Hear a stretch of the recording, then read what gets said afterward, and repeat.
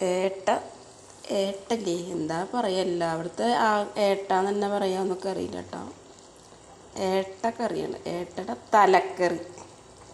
തലക്കറി എന്ന് പറയുന്ന സംഭവം, തല, ഏട്ടത്തലല്ലേ.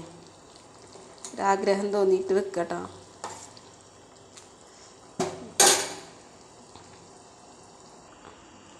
മധുരക്കിഴങ്ങ് പുഴുങ്ങിയതട്ടോ. മധുരക്കിഴങ്ങ്, ചക്കരക്കിഴങ്ങ് എന്നൊക്കെ പറയും, ആ സംഭവമാണ് ഇത് കേട്ടോ.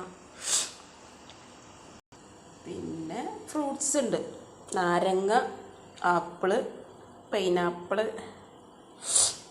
ഒക്കെ ഉണ്ട്. തലക്കറി ഏട്ടയാണ് കേട്ടോ.